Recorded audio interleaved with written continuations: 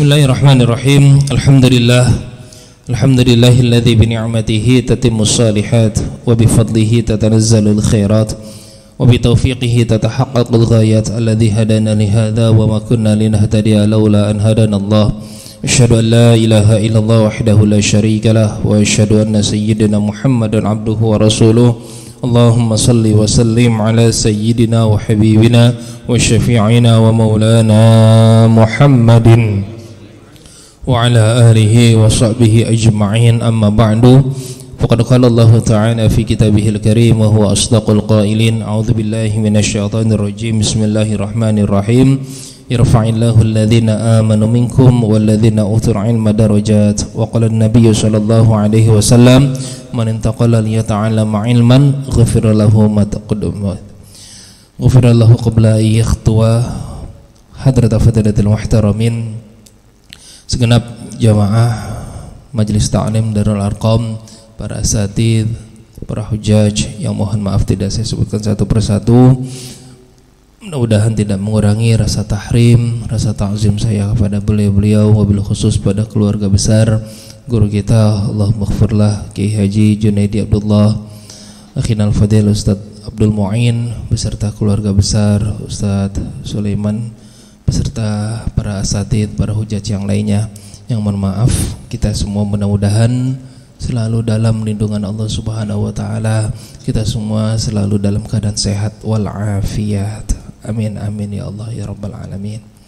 Alhamdulillah, puji syukur kepada Allah Subhanahu wa taala yang mana pada kesempatan pagi hari ini Allah masih memberikan kita berbagai macam nikmatnya, nikmat iman, nikmat Islam, nikmat sehat wal afiat, sehingga alhamdulillah kita dapat bermuajahah, kita dapat kembali bertatap muka di majlis ini. Mudah-mudahan langkah kita, niat kita untuk hadir dan duduk di majlis ini senantiasa mendapatkan pahala yang berlipat ganda dari Allah Subhanahu wa taala. Amin amin ya Allah ya rabbal alamin. Salawat dan iring salam tercurahkan ke hariban Nabi besar Muhammad sallallahu alaihi wasallam serta para keluarga, sahabat dan pengikutnya hingga akhir zaman kelak. Mudah-mudahan kelak nanti di yaumil qiyamah kita semua yang istiqomah dalam menjalankan segala sunnah-sunnah dan ajarannya. InsyaAllah di yaumil qiyamah kita semua akan mendapatkan syafa'atul uzma. Amin amin ya Allah ya rabbal alamin. Ma'asyiral muslimin hadirin rahimakumullah. Alhamdulillah, pada pagi hari ini setelah kurang lebih berapa bulan? Satu bulan. Oh, 1 bulan saya nggak ngisi. Kayaknya lebih dari 1 bulan. 1 bulan ya. Oh iya ya, alhamdulillah. Ini pengajian pertama enggak? Sebelum kemarin udah. Oh, kemarin udah. Di sini juga tapi tempatnya. Oh, ini baru sekali di sini. Ya, kita doakan mudah-mudahan pembangunan Majelis Darul Arqam berjalan sesuai dengan kita harapkan. Mudah-mudahan ini semua dapat menjadi jariyah, khususnya untuk guru kita Al-Mukarram Kiai Haji Junaidi Abdullah, dan juga untuk para munfikin yang berinfak untuk majelis ta'lim kita. Mudah-mudahan semuanya kelak mendapatkan pahala yang berlipat ganda dari Allah Subhanahu wa taala. Amin amin ya Allah ya rabbal alamin. Kalau kata Rasul, sedekah itu ada tingkatan-tingkatannya, Pak. Man kana lahu malun falyatasaddaq bimalihi, wa man kana lahu ilmun falyatasaddaq bi ilmihi, wa man kana lahu quwwah falyatasaddaq bi quwwatihi, wa man kana lahu du'a falyatasaddaq bi da'watihi. Kata Rasulullah sallallahu alaihi wasallam, ada tingkatan sedekah, dan sedekah yang paling afdol man kana lahu malun falyatasaddaq bi malihi. Sedekah yang paling afdal adalah barang siapa yang memiliki harta, hendaklah ia bersedekah dengan hartanya. Itu tingkatan sedekah. Berarti sedekah yang paling afdal sedekah dengan harta, ya. Jadi kalau kita punya harta, sedekahin harta kita, ya. Sedekahin uang kita untuk pembangunan majelis ini. Untuk yang paling afdal sedekahnya adalah sedekah dengan harta. Anfik ma fil jaib ya'tika ma fil ghaib, kata Rasul. Keluarkan apa yang ada di kantongmu, akan datang rizki kepadamu, ma fil ghaib, apa yang tidak pernah engkau sangka. Apa yang tidak pernah engkau bayangkan, yang goib itu pasti datang, kata Allah. Ya, kalau kita mengeluarkan apa yang ada di dalam kantong kita. Anfik mafil jaib, yatika mafil ghaib. Ya. Itu sedekah yang pertama. Sedekah yang kedua, wa man kana lahum ilmun falyatasaddaq bi ilmihi. Barang siapa yang punya ilmu, maka hendaklah ia bersedekah dengan ilmunya. Ya. Ketika ada pembangunan majelis ini, wah dia pakai ilmunya dia. Misalnya dia seorang arsitek, wah harusnya begini.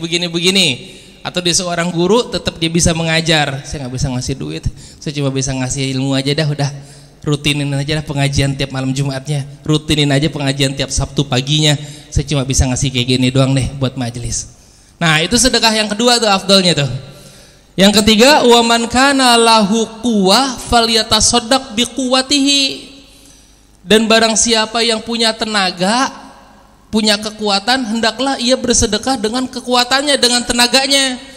Kagak punya duit, nggak punya ilmu, udah tenaga masih kuat, ikut dah kerja bakti, begitu katanya. Ikut dah bantuin, ikut dah ngapain gitu, ngangkut-ngangkut apaan gitu. Itu sedekah yang ketiga tuh. Kalau kita udah nggak punya duit, nggak punya ilmu, hendaklah kita bersedekah dengan tenaga kita. Ya. Nah yang keempat apa? Wa man kana lahu du'a falyatasaddaq bida'watihi. Barang siapa yang enggak punya tiga-tiganya tuh, udahlah cukup doain aja. Wa hadza ad'afud du'a wa hadza ad'afus shadaqah. Tapi doa itu adalah sedekah yang paling kecil. Ini mah dikit-dikit masih punya duit, masih punya tenaga, deh mudah-mudahan lancar Ustaz ya pembangunannya ya. Saya doain mudah-mudahan berkah pembangunannya.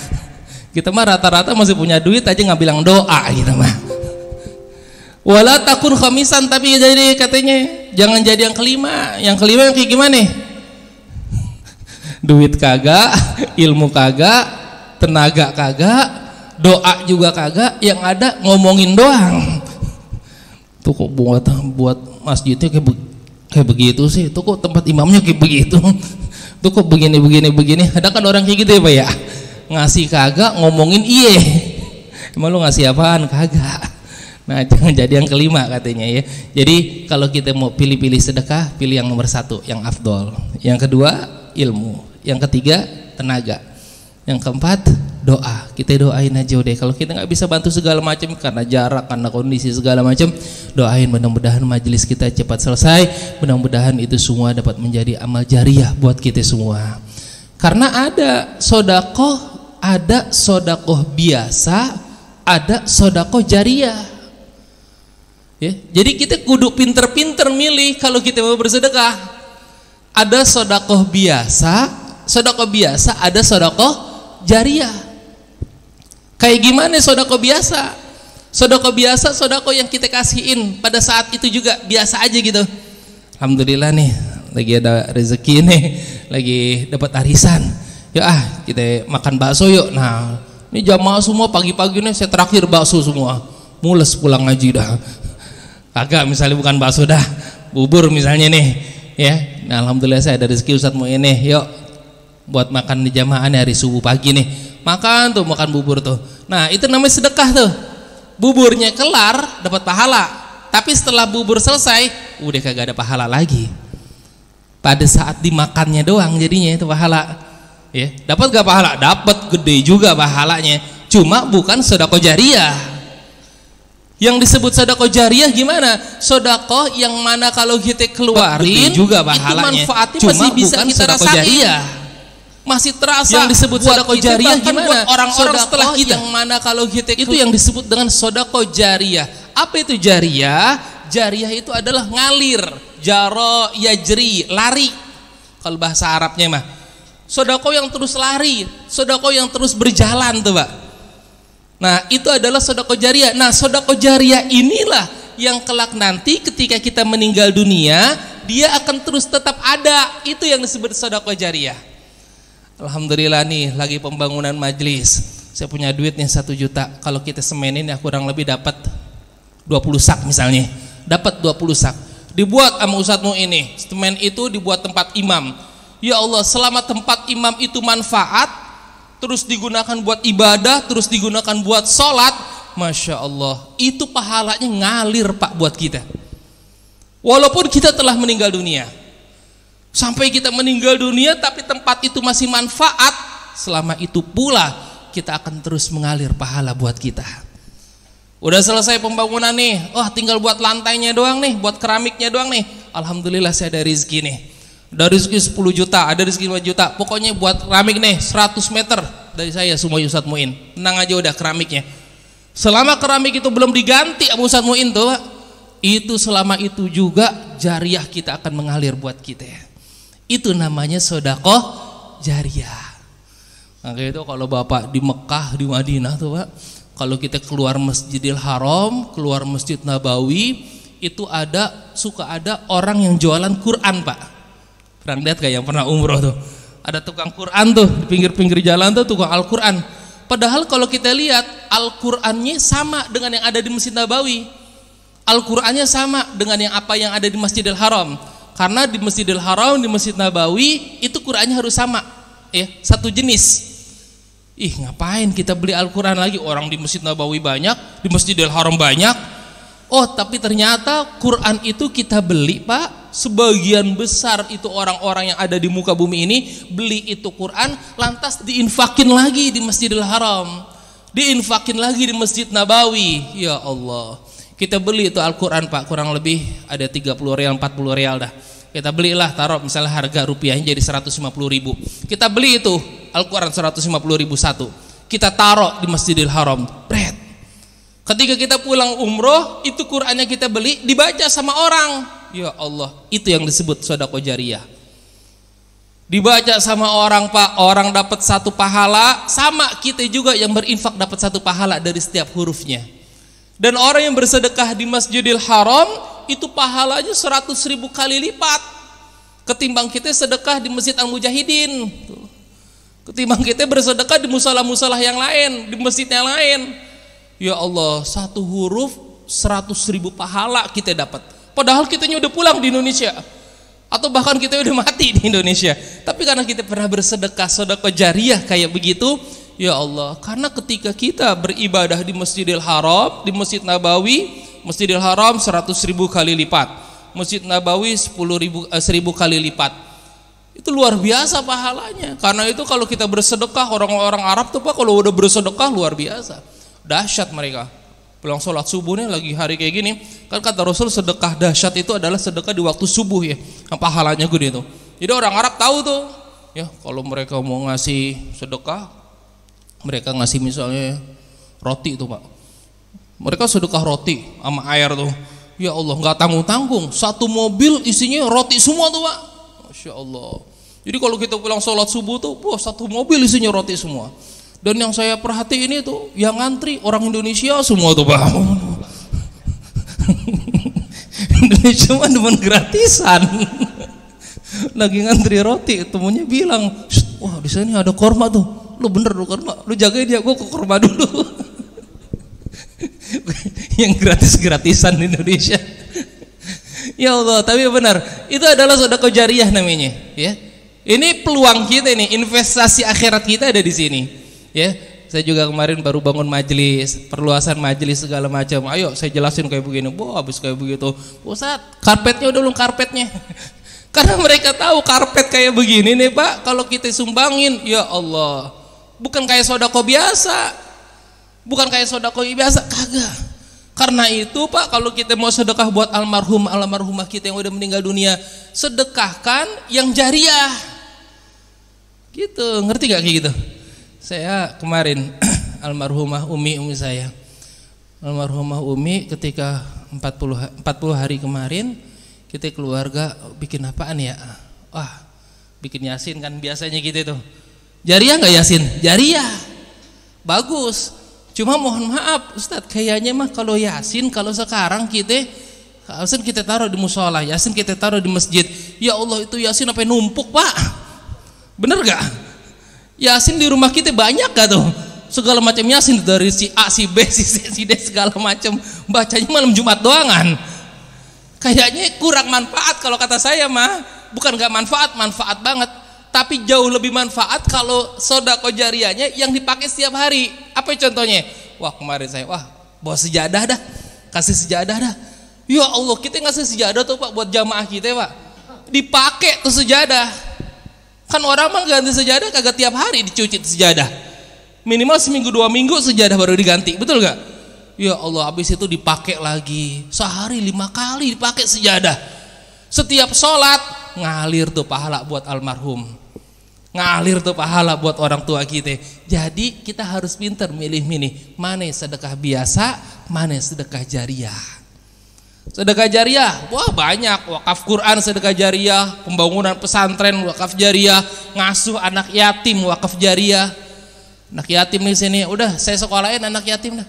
Anak yatim itu pintar, dapat manfaat, kelaknya orangnya jadi orang berguna manfaat. Selama dia menjadi orang manfaat, ilmunya terus digunakan gara-gara kita nyekolahin, jariah juga buat kita. Ya, nah kalau ini mah udah jelas-jelas nih pembangunan majelis, udah jelas-jelas sedekah jariah buat kita. Kita udah kagak ada, kita cuma ngasih kipas angin Pak. Ya Allah, kipas angin kayak begini paling 300.000 kita beli, betul gak? 300.000 kita beri. Boh, selama orang ngaji dapat manfaatnya, wah enak nih, jadi kagak panas, jadi kagak gerah di sini. Tapi jangan jadi ngantuk nih, gara-gara kipas angin jadi ngantuk gua di sini nih. Emang dasarnya aja nggak ada kipas angin jadi ngantuk. Wah, ada kipas angin jadi enak nih ngaji, jadi kagak kegerahan. Ya Allah, itu jariah kipas angin. Selama kipas angin itu bermanfaat buat kita, insya Allah akan mengalir juga buat almarhum almarhumah yang kita niatin buat siapa itu sedekah. Ya, jadi mudah-mudahan kita semua dapat bersedekah dengan apa? Dengan yang pertama dulu nih. Pertama dengan harta, dengan duit kita nih. Layaknya Abdurrahman bin Auf ketika dia bersedekah. Kan orang jarang-jarang berdoa minta miskin. Abdurrahman bin Auf, sahabat Rasul yang kaya banget itu, doanya malah minta miskin, tapi kagak miskin-miskin. Kan sahabat paling kaya Abdurrahman bin Auf. Pernah dulu Pak, kalau kita lihat dulu ya sejarahnya tuh, Abdurrahman bin Auf tuh pengen banget miskin Pak. Sampai ketika di Madinah itu lagi panen korma tuh, dia ngebeli korma yang udah busuk Pak. Jadi ada seorang petani di Madinah itu yang mana ketika dia lagi panen kormanya gagal Pak, hancur semua kormanya, stres dia, bingung dia, ya Allah Robbi, ini korma kagak ada yang cakep ini, jelek semua ini, duh rugi dah, udah dah panen kali ini hancur aja dah. Itu Abdurrahman bin Auf datang, Pak, kenapa Pak? Ini saya panen khalifah, aduh hancur semua nih, nggak ada yang bener korma-korma saya ini. Baik Pak, ini saya mah niatnya sedekah, bismillah, saya bayarin korma Bapak sesuai dengan korma yang terbaik harganya. Jadi yang aturan misalnya harga korma 50.000, dijualnya sama dia, udahlah saya setengah harga aja dah. Kan kita biasa kalau kita jelek-jelek ya udah setengah harga aja udahlah, 25.000 katanya. Enggak, saya nggak mau bayar 25.000, saya tetap bayarin 50.000, bahkan saya lebihin jadi 70.000, kata Abdurrahman bin Auf. Saya bayarin layaknya saya beli korma yang terbaik gitu katanya. Wah girang banget dia, alhamdulillah ya Allah, tadinya udah mau dibuang itu korma, udah kagak ada mau beli. Akhirnya Abdurrahman bin Auf yang orang kaya itu, sahabat yang paling kaya, ngebeli korma yang paling jelek Pak. Dilalahnya ketika dia udah beli korma yang jelek itu Pak, ada Sultan Yaman, ya, ada presiden Yaman yang mana di negara Yaman itu lagi ada wabah Pak, lagi ada penyakit. Dan penyakit itu cuma bisa diobatin pakai korma busuk. Obatnya itu cuma pakai korma yang busuk-busuk, yang hancur-hancur. Dia datang tuh Pak Sultan Yaman Pak, datang ke Madinah, diumumin ke Madinah, wahai orang Madinah, siapa di antara kalian yang punya korma busuk? Yang punya korma busuk, saya akan bayarin korma itu 10 kali lipat. Wah, tuh Pak, dibayarin berapa? 10 kali lipat katanya. Lah orang Madinah tahu, wah yang punya korma busuk Pak Abdurrahman bin Auf tuh, kemarin baru beli dari petani itu, petani yang gagal panen. Didatanginlah Abdurrahman bin Auf. Pada saat didatang ke Abdurrahman bin Auf, wah Abdurrahman bin Auf, ini negara saya, warganya tuh lagi ada wabah sekarang nih, lagi ada corona sekarang. Saya mau beli vaksin nih, vaksinnya apa? Tuh korma busuk katanya. Lah emang saya lagi punya ini korma busuk. Ya udah, saya bayarin 10 kali lipat korma busukmu. Ya Allah Robbi. Jadi miskin gak Abdurrahman bin Auf? Yang niatnya mau jadi miskin malah jadi tambah kaya. Dia beli 70.000 dibayar 10 kali lipat 700.000 jadinya. Dia beli itu bayar ibarat kita mah bertonton lah tuh korma, tambah kaya dia. Jadi kalau kita keluarin harta kita, mana kosomalun bisodakoh bal yazdat tsumma yazdat tsumma yazdat. Nggak bakal berubah, nggak bakal berkurang harta kita yang keluarin karena sedekah. Bal yazdat tsumma yazdat tsumma yazdat. Akan tetapi sedekah itu akan terus bertambah dan bertambah, ya. Nih, ini udah dicontohin sama guru-guru kita, ya, Kiai Haji Junaidi Abdullah, luar biasa beliau sedekahnya, ya. Jadi ini semua yang harus kita tiru dari guru kita. 5 menit lagi baru bahas masalah majelis tata. Hadirin jamaah rahimakumullah, al-babul khamis fi ahwali malakul maut kaifa ya'khudhul arwah.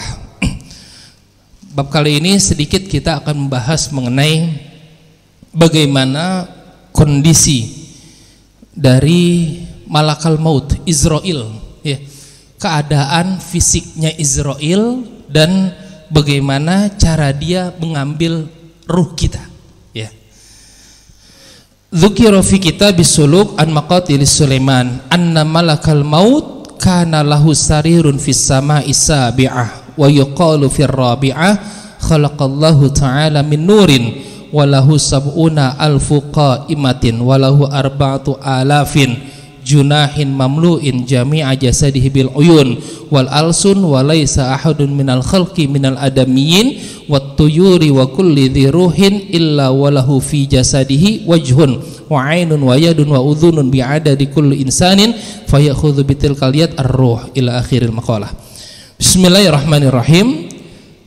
Dijelaskan bahwasanya malakal maut itu lahu sarirun fis sama'i sabi'ah. Tempat tinggalnya Israel itu, Pak, Israel itu tinggal fis sama'i sabi'ah, di tempat langit ketujuh. Jadi Israel itu posisinya sekarang itu adanya di langit ketujuh, ya. Wa yuqalu fir rabi'ah, dan dikatakan fir rabi'ah khalaqallah, dan dikatakan fir rabi'ah pada saat langit keempat itu khalaqallahu ta'ala min nurin, Allah ciptakan tuh, Pak, ciptain Israel itu di langit keempat. Penciptaannya di langit keempat, ditempatinya di langit ke-7, ya. Min nurin walahu sab'una alfi qa'imah walahu arba'atu alafin, yang mana malaikat Israel itu sab'una qa'imah walahu arba'ata alafi janahin, mempunyai arba'ata alafin, 4.000 sayap, Pak, malakal maut itu. Mamlu'un jami'a jasadihi bil uyun wal alsun, yang mana jasadnya itu, ya, badannya itu penuh dengan mata, Pak. Jadi itu mata semua tuh, Pak. Tempatnya itu mata, ada mata-mata. Wal alsun, dan lisan, ya, bibir. Walaysa ahadun minal khalqi minal adamin wa tuyur kulli dhi ruhin illa walahu, dan enggak ada yang sama, Pak. Bentuknya itu paling beda. Minal adamiyin, dari setiap ciptaan Allah yang lainnya, ini makhluk paling beda. Makhluk paling aneh, Pak. Makhluk paling beda dari yang lainnya, ya. Nah, di situ ketika dia diciptakan jadi makhluk yang paling aneh, yang paling beda dengan yang lainnya, walahu fi jasadi waj'un wa ainun wa yadun wa udhunun, ya. Tapi dia juga punya tangan, wa udhunun, dia juga punya telinga, ya. Bi'adadi kulli insanin, tapi tangannya itu, Pak, dan telinganya itu sesuai dengan jumlah manusia yang ada di muka bumi ini. Jadi tangannya itu banyak, tangannya itu sesuai dengan jumlah manusia yang ada di muka bumi ini, ya. Wa ainun, sama, matanya juga sama, sesuai dengan jumlah manusia yang ada di muka bumi ini, ya. Fayukhudhu bitil kaliyat ar-ruh wa yanzuru bil wajhi alladhi yuhadhihi walidzalika yaqbudruhul makhluqin fi kulli makanin fa idza matat nafsun fid dunya dhahaba min jasadi surataha. Nah, ketika dia ngambil jasad kita, ketika malaikat maut itu ngambil ruh kita, maka hilang juga satu mata dan satu telinganya, Pak. Jadi diciptain nama Allah, ya tangannya, matanya, telinganya itu sesuai dengan jumlah makhluk, sesuai dengan jumlah manusia yang ada di muka bumi ini. Ketika dia ngambil satu manusia, hilang juga tuh Pak satu mata, hilang juga tuh satu tangan, hilang juga tuh satu kupingnya dia. Ya, jadi setiap ngambil hilang, setiap ngambil hilang. Tapi setiap yang tumbuh lagi ada lagi, gitu. Setiap yang lahir ada lagi. Kagak habis-habis satu matanya kayak gitu mah. Wa yuqalu, ya, dan dikatakan anna malakal maut, bahwasanya malakal maut itu lahu arba'atu aujuhin. Malakal maut Israil itu memiliki 4 wajah, Pak. 4 muka, ya, mukanya ada 4. Ala ra'sihi, yang pertama muka di atas palanya, Pak. Jadi rada aneh juga nih makhluk nih. Jadi mukanya itu ada di atas kepalanya, ya. Tapi ini ada fungsinya, semuanya ada fungsinya nih. Wa wajhun khalfa zuhrihi, yang pertama di atas kepalanya, yang kedua khalfa zuhrihi, di belakang punggungnya, Pak. Ada muka lagi tuh, Pak, di belakang punggungnya, ya, bukan bolong tapi di belakang punggungnya, itu mah sundal bolong gitu, Pak. Nah, ada muka lagi di belakang punggungnya. Wa wajhun tahta qadamaihi, dan ada juga wajhun tahta qadamaihi, wajah yang ada di bawah kakinya, Pak. Jadi ada yang di atas kepalanya, ada yang di belakang punggungnya, dan ada juga yang di bawah kakinya, Pak, ya. Wa wahjun min amamihi, ada juga wajah yang biasa yang dari depan mukanya. Jadi depan ada muka, belakang ada muka, atas ada muka, di bawah ada muka, ya. Jadi ada 4 wajah itu dia, Pak. Buat siapa saja itu wajah? Nah, yang pertama katanya, fayakhudhu arwahal anbiya wal malaika bil wajhil ladzi ala ra'sihi. Dan yang pertama fungsi dari wajah yang ada di atas kepalanya itu untuk mengambil arwah siapa? Para anbiya wal malaikah, dan malaikat-malaikatnya, Pak, ya. Jadi untuk anbiya dan para malaikat-malaikatnya itu diambil dari wajah yang paling atas, ala ra'sihi, ya. Ternyata kalau kita ngelihat kitab di sini mah malaikat-malaikat yang lain itu diambil juga ruhnya sama Israil, Pak. Rumahnya pada takut juga malaikat yang lain sama Israil kayaknya. Ya, karena dia ngambil wajah, ngambil ruh para anbiya dan para malaikat itu diambil oleh Israil. Dari mana? Dari wajah yang atas, ya, yang ada di atas kepalanya dia. Yang kedua, wa yu'khadhu, dan kemudian dia mengambil arwahal mu'minin minal wajhil ladzi amamahu. Dan buat orang yang beriman, ya, buat orang yang beribadah model kayak kita akan diambil tuh, Pak, ruh kita min wajhil ladzi amamahu, dari wajah yang ada di depannya dia. Tuh. Jadi wajah yang normal, ya, yang ada di depan itu buat ngambil ruh kita, Pak. Kalau kita seorang mukmin, kalau kita orang yang beriman kepada Allah, orang yang bertakwa, kita akan diambil, Pak, dari wajah yang paling depan. Gitu, ya. Yang ketiga, wa arwahul kufar alwajhul ladzi khalafa zuhrihi, dan wajah yang belakang itu, yang di belakang punggungnya tadi, untuk mengambil siapa? Ya'khudhu arwahul kufar, untuk mengambil ruh orang-orang kafir. Jadi orang-orang kafir itu diambilnya dari wajah yang di belakang punggungnya, Pak. Jadi beda-beda ada fungsinya tuh. Yang pertama yang di atas kepala buat para nabi, ya dan malaikat yang ada di depan untuk orang mukminin, kita ini Pak. Insyaallah kalau kita beriman kepada Allah, kita akan diambil dari muka yang paling depannya dia. Yang ketiga, orang-orang kafir dari wara az-zohri, dari belakang punggungnya dia tuh, mukanya tuh diambil dari situ, ya. Wa wajhun, dan ada satu wajah lagi yang akan diambil. Wajah yang mana? Yang tahta qodamaihi, yang ada di bawah kakinya dia, yang di bawah kakinya dia. Buat siapa ini?